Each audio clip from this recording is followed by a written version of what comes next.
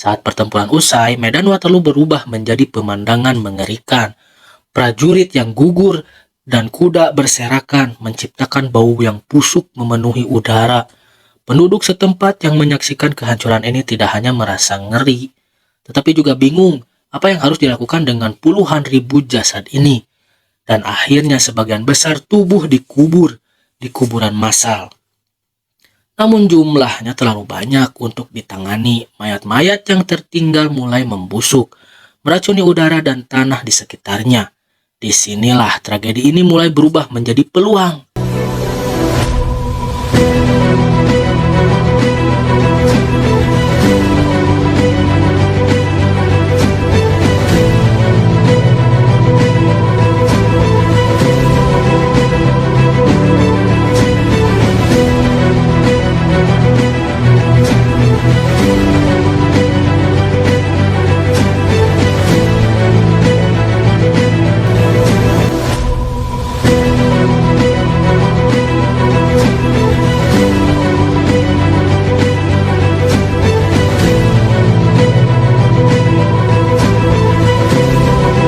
Selamat datang di Zona Mang AC. Halo John, terima kasih sudah mampir di video ini. Kali ini Mamang akan menceritakan kisah yang sangat mengerikan. Kisah ini adalah gabungan dari ambisi, kehancuran, dan kreativitas yang melampaui batas moral manusia. Bagaimana tidak jika Mamang katakan, prajurit-prajurit yang gugur tergeletak di medan perang tidak hanya menjadi saksi sejarah, tetapi juga menjadi makanan bagi ladang-ladang di Eropa. Cerita ini bukan sekedar cerita perang biasa, tapi bagaimana tubuh prajurit yang gugur berubah menjadi pupuk. Oke, tanpa berbasa-basi kita masuk saja ke ceritanya. Enjoy!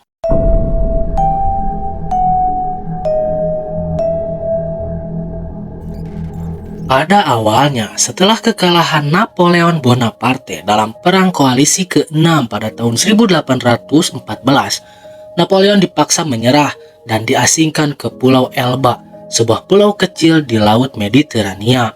Namun sang kaisar tidak pernah menyerah pada ambisinya. Pada 26 Februari 1815, dengan hanya sekitar 1.000 pengikut setia, Napoleon melarikan diri dari Elba dan mendarat di selatan Perancis. Ajaibnya, dalam waktu kurang dari sebulan, ia berhasil mengumpulkan dukungan rakyat dan menghidupkan kembali pasukannya. Bahkan, banyak tentara yang dikirim untuk menangkapnya justru bergabung dengannya. Dalam perjalanan ke Paris, Napoleon tidak menemukan banyak perlawanan. Kaisar Prancis yang terguling ini diterima bak pahlawan. Raja Louis ke-18 yang sebelumnya berkuasa atas Prancis dengan dukungan sekutu Eropa melarikan diri ke Belgia. Pada 20 Maret 1815, Napoleon kembali ke istana Tuileries dan secara resmi memulai kembali kekuasaannya dalam periode yang dikenal sebagai 100 hari. Kembalinya Napoleon membuat raja-raja Eropa panik. Mereka yang sebelumnya berpikir bahwa ancaman Napoleon telah berakhir, kini menyadari bahwa yang mengancam kestabilan politik Eropa. Inggris, Prusia, Austria, dan Rusia segera membentuk koalisi ke-7 dan menyatakan perang terhadap Napoleon. Tujuan mereka jelas, menjatuhkan Napoleon untuk selamanya. Napoleon tahu bahwa ia tidak bisa menunggu koalisi menyerang terlebih dahulu. Dengan kecepatan dan strategi yang menjadi ciri khas Napoleon, ia merencanakan serangan kejutan ke Belgia.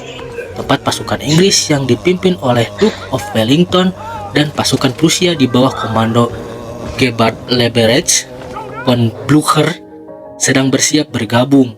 Inilah momen yang membawa Eropa menuju medan pertempuran di desa kecil bernama Waterloo.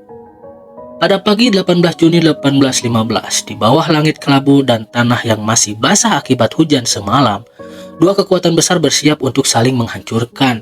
Sebuah pertempuran yang akan menentukan masa depan Eropa pun dimulai. Napoleon Bonaparte, sang kaisar legendaris, memimpin sekitar 73.000 pasukan. Di sisi lain, koalisi ke-7 yang dipimpin oleh Duke of Wellington dan didukung pasukan Prusia di bawah Gebhard von Blücher membawa lebih dari 120.000 tentara. Pertempuran ini bukan sekedar perang biasa, Napoleon yang telah diasingkan ke Pulau Elba melihat Waterloo sebagai kesempatan terakhir untuk merebut kembali kejayaannya. Dengan strategi yang cermat, ia mencoba memecah kekuatan musuh sebelum mereka sempat bergabung. Namun cuaca yang buruk menjadi tantangan besar. Hujan deras di malam sebelumnya membuat tanah yang berlumpur menghambat gerakan pasukan dan meriamnya. Dari pagi hingga malam, pertempuran berlangsung sengit. Pasukan Prancis menyerang dengan keberanian yang luar biasa, sementara koalisi bertahan mati-matian. Ketika matahari mulai tenggelam, keberuntungan berpihak pada koalisi. Pasukan Prusia datang tepat waktu menyerbu sayap kiri Napoleon, memaksa pasukannya mundur, dan pada hari itu lebih dari 50.000 tentara dari kedua sisi tewas, terluka, atau hilang. Napoleon yang kalah telak melarikan diri dan akhirnya menyerah untuk terakhir kalinya. Saat pertempuran usai, medan Waterloo berubah menjadi pemandangan mengerikan. Prajurit yang gugur dan kuda berserakan menciptakan bau yang busuk memenuhi udara. Penduduk setempat yang menyaksikan kehancuran ini tidak hanya merasa ngeri, tetapi juga bingung apa yang harus dilakukan dengan puluhan ribu jasad ini. Dan akhirnya sebagian besar tubuh dikubur di kuburan massal. Namun jumlahnya terlalu banyak untuk ditangani. Mayat-mayat yang tertinggal mulai membusuk, meracuni udara dan tanah di sekitarnya. Disinilah tragedi ini mulai berubah menjadi peluang. Bagaimana jadi peluang? Karena di era itu, pertanian di Eropa sangat tergantung pada pupuk alami seperti kotoran hewan, abu kayu, dan tulang-tulang. Khususnya kaya akan fosfor dan kalsium yang sangat penting untuk menyuburkan tanah. Saat tulang manusia dan kuda dari medan perang ditemukan dalam jumlah yang sangat besar, muncullah ide untuk memanfaatkan para pedagang tulang untuk mengumpulkan kerangka dari medan perang itu untuk dijual ke pabrik pupuk. Di pabrik pupuk, tulang-tulang ini dihancurkan menjadi bubuk fosfat yang kemudian disebar di ladang-ladang pertanian. Ironisnya ini, mereka yang gugur dalam pertempuran kini secara harfiah membantu menyuburkan bumi yang mereka pertahankan. Tapi tentu saja, tindakan ini menimbulkan perdebatan di mana-mana. Bagi sebagian orang, ini adalah solusi praktis di tengah kebutuhan pangan yang mendesak. Namun bagi yang lain ini adalah tindakan tak bermoral, memperlakukan tubuh manusia seperti komoditas. Terlepas dari kontroversi ini, praktik tersebut terus berlangsung dan menjadi cikal bakal perkembangan ilmu agrikultur modern. Dengan cara yang tidak terduga, perang tidak hanya meninggalkan luka tetapi juga memberikan pelajaran berharga tentang kelangsungan hidup. Tubuh yang gugur di Waterloo bukan hanya menjadi saksi sejarah, tetapi juga menjadi bagian dari siklus kehidupan. Medan perang Waterloo yang dulu pernah penuh dengan darah dan air mata kini menjadi tanah yang subur dan damai. Tapi di balik kehijauan ini ada kisah tentang pengorbanan, kehancuran, dan kreativitas manusia yang terkadang melampaui batas moral. Kisah ini mengingatkan kita bahwa perang selalu meninggalkan lebih dari sekedar jejak di buku sejarah. Ia mengubah manusia, alam, dan cara kita melihat dunia. Tapi apakah harga yang dibayarnya sepadan? Apakah kemajuan yang lahir dari tragedi ini benar-benar pantas? Itu adalah pertanyaan yang hanya bisa kita jawab dengan introspeksi mendalam. Dari tragedi Waterloo ini ada satu pelajaran yang harus kita renungkan. Kehidupan selalu memiliki cara untuk berlanjut, bahkan dari kehancuran sekalipun. Namun sebagai manusia kita memiliki tanggung jawab untuk memastikan bahwa kemajuan tidak datang dengan mengorbankan kemanusiaan kita.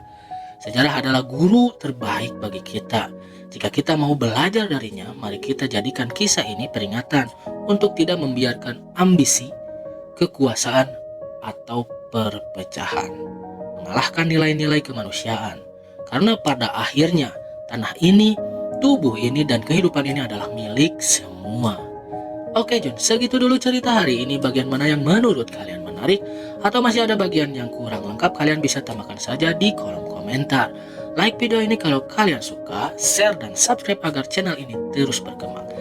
besok kita cerita lagi, John. Terima kasih dan sampai jumpa.